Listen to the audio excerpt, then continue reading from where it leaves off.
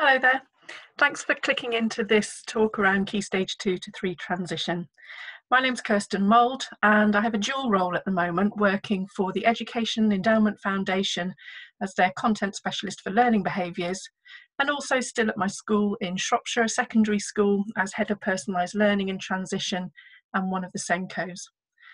And one thing this dual role gives me is an opportunity to engage much more widely with the evidence, but whilst also bringing out the voices from the classroom.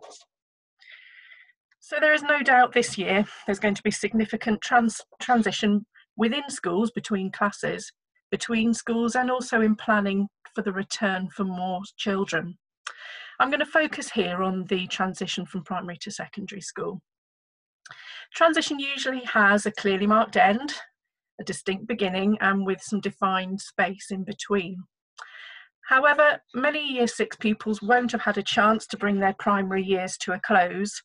Sitting and formal exams, residential trips, full transition experiences with their new schools, leaver assemblies, hoodies, could go on. Indeed, the start for the autumn term date is also unclear.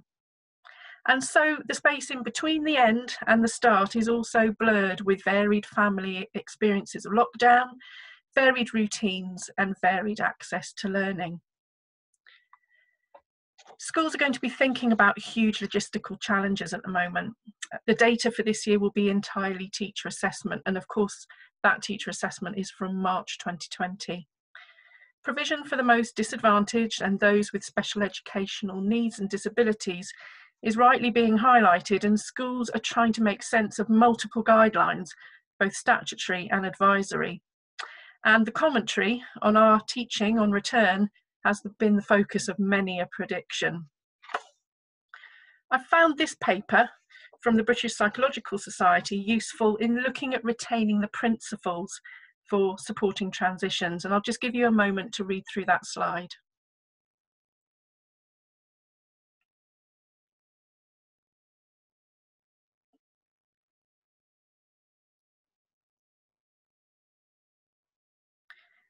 Children returning to school will be experiencing a range of emotions, mixture of excitement and happiness, but also anxiety and fear. Those of us leading transition are used to building resilience throughout this period of change, but keeping the academic and the social threads intact is going to be more of a challenge this year. This is an analogy I find really helpful to remember all the strands to getting transition right. Even one broken thread can mean a disrupted learning journey for a pupil and for their family.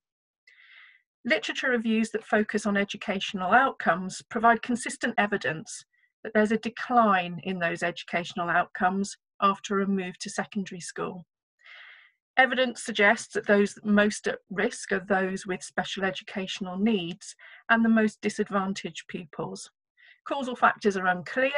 It might well be that this is linked to literacy levels, but also in combination with social and emotional challenges. This systematic literature review that I've noted here gives the perspective of the child and highlights the importance of the pupil, the school, and the parent, giving all of those stakeholders a voice in a successful transition. Children who don't make a successful transition can feel marginalised, unwelcomed, and not respected or valued by others. Transition can be most successful when there's communication with the pupils, not just about the pupils. And I guess the challenge for us is to promote these interpersonal relationships and a sense of belonging in these more complex times. If I look at transition in my school, it's most definitely a process, not an event. And each school community will have particular characteristics and will have to make their own plan. But underlying principles could be helpful to share. So for the purpose of this talk, we'll assume that the administrative conversations can happen as usual, if remotely, in terms of teacher, Senko contact, data transfer, safeguarding, and so on. So planning with the aim of keeping academic and social threads intact in partnership with primary schools will help with preparedness for secondary school. Much of this plan, when I have a look at it on the screen here, we've already done, but some of this has had to be reshaped. So what does the evidence say about remote learning? What are the principles for positive school transition? And how can we weave these in for our 2020 cohort to try and ensure that those connections are intact for all? We want to have a look at the Education Endowment Foundation Rapid Evidence Review, which examined the existing research from 60 systematic reviews and meta-analyses for approaches that schools could use or perhaps are already using to support remote learning. The evidence is drawn from diverse contexts that don't closely parallel the situation that we find ourselves in now, and in all cases we'll use our professional judgment in determining support for pupils. But I'm going to look at the first four here in terms of transition. The first one says that teaching quality is more important than how lessons are delivered. Our first challenge is we need to locate Year 6. Some are at home, still doing their home learning, and some are in school. In our particular situation, we've got 21 feeder schools this year, but this will vary between schools. Our transition resources aim to increase familiarity with their new school and highlight our priorities in reading, numeracy, self-regulation, and collaboration whilst trying to increase motivation. We'll be providing online videos to explain their new school. Tours will include how they'll walk into school the first time so they can visualise it, but also meeting their tutors and other key members of staff. We'll have another video to introduce carefully chosen transition activities with a hook to try and engage those that perhaps previously haven't been greatly involved in their home learning. All our Year 6 are gifted a reading book, and we're aware of the EEF summer learning loss evidence that says that book gifting in itself isn't enough. So we have associated prediction and vocabulary activities to question and clarify. And this book will be the focus of their first half term of work in English in Year 7. We're also giving them a range of maths challenges, and they'll come with vocabulary made explicit, which Year 6 will be encouraged to add to. We're also asking them to create a diary to record some significant moments, and we'll encourage them to expand their emotional language. The second point from this distance learning review is around ensuring access to technology, particularly for our most disadvantaged. During transition conversations, I've been liaising with Year 6 teachers about what online platforms they're using and trying to ensure that we can link in as appropriate when transition work starts. All of our resources that we produce will be on our website and sent out to the primary schools to put on their online platforms, as well as putting them on paper in the post to every child. All of the online materials produced will be mobile friendly and will be produced on PDFs for easy access. The third point from this review says that peer interactions can provide motivation and improve outcomes. We've decided to hold a transition week with a pack being sent out to every Year 6 just the week before. All primary schools will support during this nominated week, and this will be the only work that Year 6 will be set during that week, with both secondary and Year 6 staff supporting those at home and at school. We're hoping that this will enhance collaboration of pupils within and between schools. Our Year 7 students always write to Year 6 telling them what it's really like, and their letters will continue to be shared, leading up to a full buddying system in place for the autumn term. And we're also going to try collaborative song. So everybody's contributions will be recorded just on their mobile phones, and then we'll stitch those together and share them with families and, of course, at their first assembly in the autumn term, starting to build that sense of belonging and sharing values of their new school.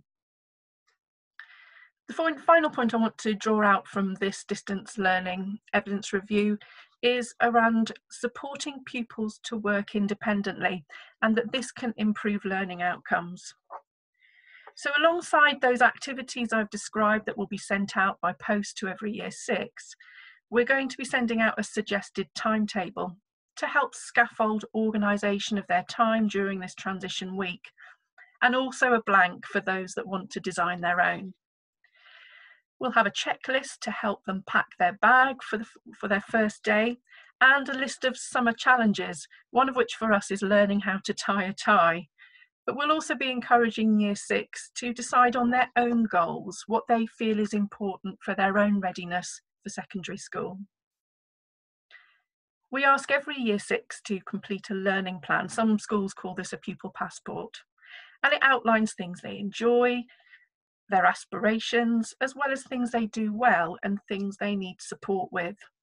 These are reviewed annually throughout their time with us at secondary school, helping to inform option choices, work experience, and other opportunities as they come up during their school life. This builds their awareness of their own learning. Making these pedagogic connections are crucial, and the wider evidence around metacognition and self-regulation suggests disadvantaged pupils are likely to particularly benefit from explicit support to help them work independently. We're hoping that providing these checklists and daily plans with the transition activities will help here. However, as I've already said, this list of transition activities are part of a process, and these EEF remote learning findings will help us with remembering some of the principles and logistics that might be helpful, particularly at this time.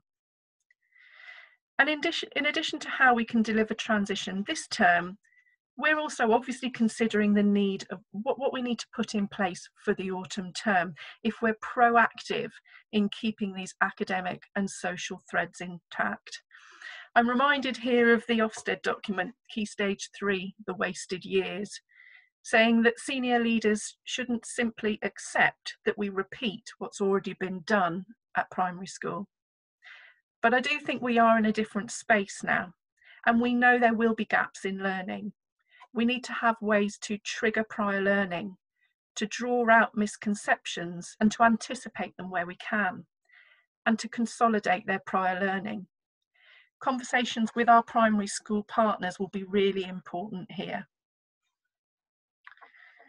So for the next little bit, in terms of considering our return in autumn, I just want to draw together 5 guidance reports from the Education Endowment Foundation. All of these reports come with recommendations, which are helpful things to consider for supporting Year 6 as they step into our schools as Year 7 for the first time. On reading these reports, I'm going to talk a little around what we're prioritising for the autumn term. Improving behaviour and reminding behaviour routines is going to be really important. These consistent routines will have to be taught, explained, practiced and modelled and reinforced with specific praise when we see them being carried out. These behaviour systems need to be implemented at a whole school level, and we're busy sharing some of those systems now. Through transition conversations, we will know those pupils that need a supportive relationship with an adult in school, and we can think ahead about staff deployment and tutor groupings and mentoring to ensure this happens. Sharing transition information with all the staff in our school is really important, so we're starting to get to know the pupils early. In terms of metacognition and self-regulated learning, self-regulated learners can see larger tasks as a series of smaller, more manageable steps. And Year 7 are going to need us to scaffold self-regulation to support them in organising their equipment, their time, remembering routines. Some children might have developed resilience and regulation in their learning behaviours during lockdown, but many will need us to make these explicit. In terms of social and emotional learning, we need to be ready to support those who've experienced significant trauma, but also be ready to support all in expanding their emotional vocabulary, encouraging self-regulation, including positive self-talk where needed. And we'll need to model those behaviours we want to see, vocalise our decisions and actively engage with parents to encourage these skills at home. With our pupils with special educational needs and disabilities, We'll be working with staff to ensure Year 7 have access to high quality teaching, and that's a principle that comes out strongly in this report. And whilst doing that, we'll be planning for flexible grouping as required, but we're not planning to rush into interventions. But planning for teaching assistant deployment could have a significant impact here. There are additional EEF findings on making the best use of teaching assistants, which could be of interest here, and you'll find that on their website. We need to understand individual learning needs, promote positive relationships, and that will be with both their peers and adults in the school. And then working with parents to support children's learning. Parental engagement has positive associations with attainment. Parents have had a whole range of challenges to meet during changes to school provision, during changes to work arrangements, and changes to family contact.